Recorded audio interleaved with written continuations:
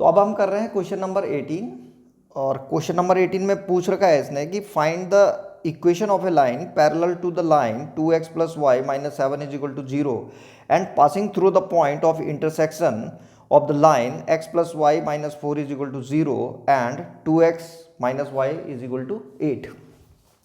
तो हमें उस लाइन का इक्वेशन निकालना है जो इस लाइन के तो पैरेलल है और इन दो लाइनों के इंटरसेक्शन पॉइंट से होकर के जाती है। तो सबसे पहले हम क्या करेंगे कि इसी को सॉल्व कर लेते हैं, पहले इन दो लाइनों को जिसके इंटरसेक्शन पॉइंट से होकर के जाएगी। तो हमें क्या करना है, इन दो लाइनों को साइमल्टेनियसली सॉल्व करेंगे। ठीक है, कभी भी अगर इंटरसेक्शन पॉइंट निकालना हो दो लाइनों का तो उनको सॉल्व कर दो, यानी कि एक्स और वाई की वैल्यू निकाल दो।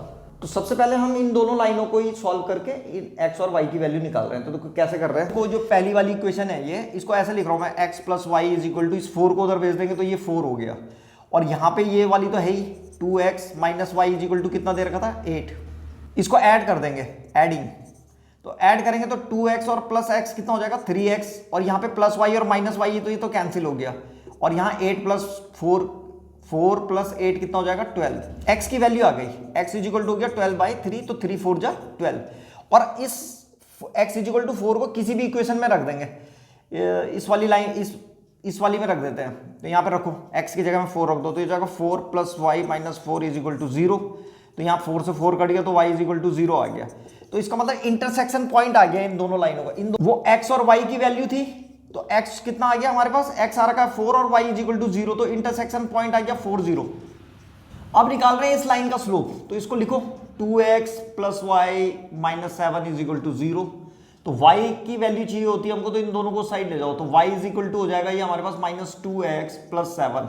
ठीक है, तो y इसको किस में कन्वर्ट कर दिया हमने, y is equal to m x plus c में। तो यहाँ पे हम देखते हैं m की वैल्यू कितनी आ रही है स्लोप, तो m आ रहा है -2 कंपेयर करने पे, तो m आ गया -2। अब हम क्या करेंगे, हमें किस लाइन का इक्वेशन निकालना था, हमें उस लाइन का इक्वेशन निकालना था जो इसके पैरेलल है और जो इन दोनों के इंटरसेक्शन पॉइंट से होके जाती है। तो अब सिंपल हो गया, इसका जो स्लोप है, जो इस लाइन के पैरेलल जो लाइन होगी उसका स्लोप भी वही होगा जो इसका है, तो इसका स्लोप निकल गया -2।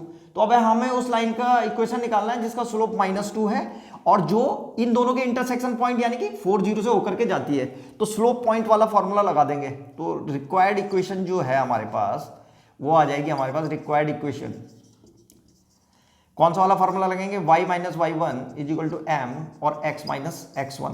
तो y, ये इसको x1 और इसको y1 ले लो और सॉल्व कर दो, तो y माइनस y1 की जगह में 0 है, 0 इज इक्वल टू m आ रखा -2 x माइनस x1, तो x1 की जगह में 4 है, यहाँ पे रख देंगे, तो बस निकल गया ये y is equal to -2x और कितना हो जाएगा +8, और इसको इधर एक साइड लिख देते हैं सबको, तो ये इधर आएगा तो ये जाएगा 2x और यहाँ पे कितना आ जाएगा +y इज इक्वल टू 8। ये रिक्वायर्ड इक्वेशन आ गई हमारे पास। तो ये उस लाइन का इक्वेशन है जो इसके पैरेलल है और जो इन दोनों के इंटरसेक्शन पॉइंट से होकर के जाती है। इसके बाद जो अगला क्वेश्चन है, क्वेश्चन नंबर 19, वो बिल्कुल इसी की तरह है। उसमें एक लाइन दे रखी है कि the equation of the line is 3x plus 4y minus 7 is equal to 0, और पहले तो उसका स्लोप निकालना है। फिर वो कह रहा था कि the equation of the line perpendicular to the given line and passing through the intersection point, intersection of the line x minus Y plus 2 is equal to 0 and 3x plus Y minus 10 is equal to 0। ये वाली equation दे रखी थी, एक 3x plus 4y minus 7 is equal to 0।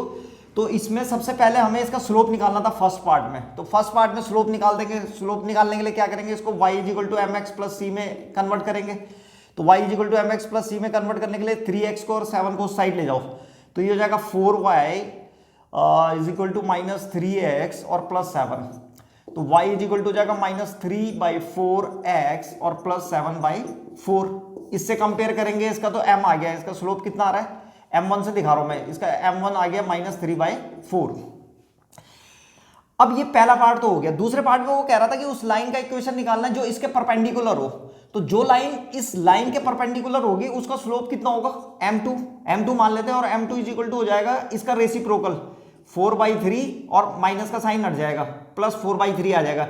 ये कहां से आया, तुम्हें याद होगा जो लाइनें परपेंडिकुलर होती है तो m1 multiplied by m2 is equal to -1 होता है, यहां से निकाल दिया इसको। तो लाइन का स्लोप आ गया, जिस लाइन का इक्वेशन निकालना है, तो जिस लाइन का इक्वेशन निकालना है हमको उसका स्लोप उसको m2 से दिखा रहे हैं हम, और उसका स्लोप आ गया हमारे पास 4/3। अब वो कह रहा था कि वो इन दोनों के इंटरसेक्शन पॉइंट से होकर के जाती है लाइन, तो पॉइंट भी मिल जाएगा। पॉइंट कैसे करके मिलेगा, जो इन दोनों का इंटरसेक्शन पॉइंट होगा।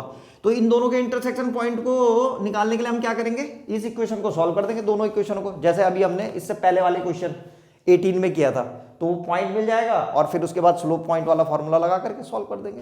तो जब तुम इन दोनों इक्वेशनों को सॉल्व करोगे तो इसमें जो है x की वैल्यू तो आ जाएगी 2, इसमें x = 2 और y = 4 आ जाएगा। तो अब हमारे पास पॉइंट भी है और स्लोप भी है, तो अब पॉइंट स्लोप वाला फॉर्मूला लगा देंगे, y - y1 = m और x - x1। तो y तो ऐसे ही रहेगा, -y1 की जगह में ही आ जाएगा 4, तो y - 4 = m की जगह में 4/3, और x - x1 की जगह में कितना है 2, तो यहाँ पे 2 लिख देंगे। बस इसको सॉल्व कर देंगे, क्रॉस मल्टीप्लाई हो जाएगी, ये जाएगा 3y - 12 = यहाँ 4x और -8। तो जब इसको सॉल्व करेंगे तो ये इक्वेशन आ जाएगी हमारे पास 4x - 3y, और ये 12 भी उधर चला जाएगा तो प्लस का 12 हो जाएगा, तो ये बच जाएगा हमारे पास प्लस का 4 = 0। तो ये रिक्वायर्ड इक्वेशन आ गई हमारे पास। तो ये था क्वेश्चन नंबर 19।